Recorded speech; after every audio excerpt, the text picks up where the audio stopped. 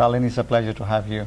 Thank you. Thank you for having me. You lead a pretty big segment of one of the best-known brands, YouTube.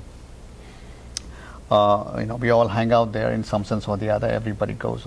But I think no better person than you to ask this. As we talk about technology and the changing landscape, disruption happens pretty rapidly. Either it is disruption because there's market need, or there's forced disruption because it is part of your character to do that. Both ways, you have to do it somewhere. You're compelled. Wanted your take on where the disruption is happening in the media landscape. So the disruption that's happening in the media landscape is twofold.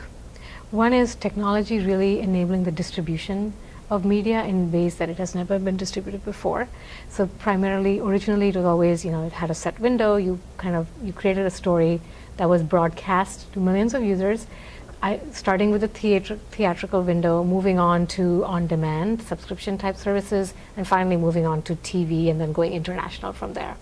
With the advent of internet and sites like YouTube, you can actually distribute your content globally from day one on the internet. And more than that, it's also got the capacity to be unicast, which means I can create content that appeals to just one person, and I no longer have to be constrained to creating it for millions and having the production budgets for that. So I think that's one big disruption. The other big disruption is really how that content and the storytelling is actually being produced, which is it used to be someone has the idea, and then they go off and they develop the story, they build it out, and then they put it out. But now it's a lot more engagement with the actual community that's watching it. So what we see on YouTube is a lot of our content creators are actually taking input from their fans. So the fans are telling them, this is what I want to see, this is what really appealed to me, or this one doesn't. And then that is going into the storytelling. So it's become a much more community-based, iterative-based approach. So I would say those are the two big disruptions. When it comes to a company like YouTube, there are so many consumers, millions of hours of footage that we put every hour. When you started out, it was more a technology platform. Now it's very consumer driven. You're in some sense going forward competing with big media companies. It's live viewing, it's programs being created purely for YouTube consumption. How do you see that evolving within the company? I think we're always at heart a technology company. And so our strengths and progress comes from the innovations that we drive in technology. Having said that, though, we have an audience. Those are the users, the millions of fans and creators who create content on our site and use our site for a specific purpose. So it always behooves us to understand what is it they're looking for from us and evolve ourselves in that direction.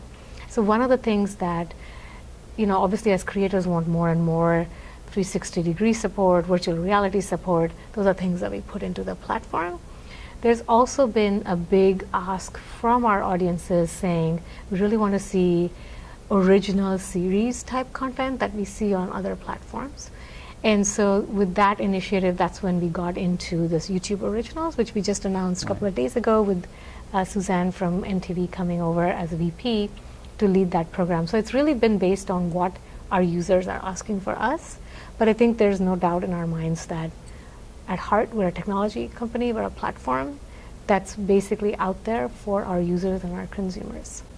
The other important element for any company to succeed and keep evolving is the right workforce. Once they come, the career path is very important for them, beyond the excitement of the brand, and how can they personally evolve along with the company within the organization. Yeah. So we definitely have a lot of programs that we put into place, and Google and YouTube is now a big company, and taking care of our employees, making sure that they're growing and learning is a big focus. In fact, we have dedicated teams that are focused on employee growth and employee learning.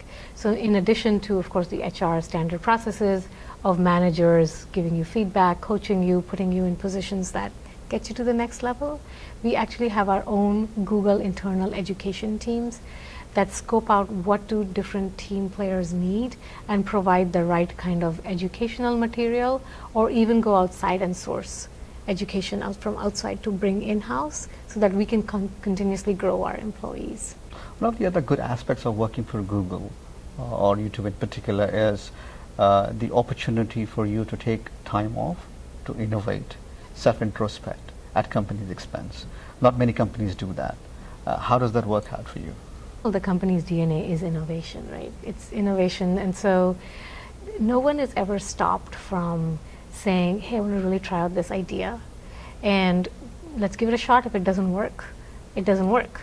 But if it works, then let's take it to the next level. We've done a number of different innovations just through that. For example, Google Now was one of those innovations that just came out because someone thought of, hey, wouldn't it be cool to actually tell people how Google can help them as opposed to waiting for them to enter the search terms. More proactive that way. Yes. Mm-hmm. Yeah. Right. So innovation is definitely part of the DNA, and it continues to be part of it. All right, Shalini, like always, it's a pleasure. Thank you. Thank you very much.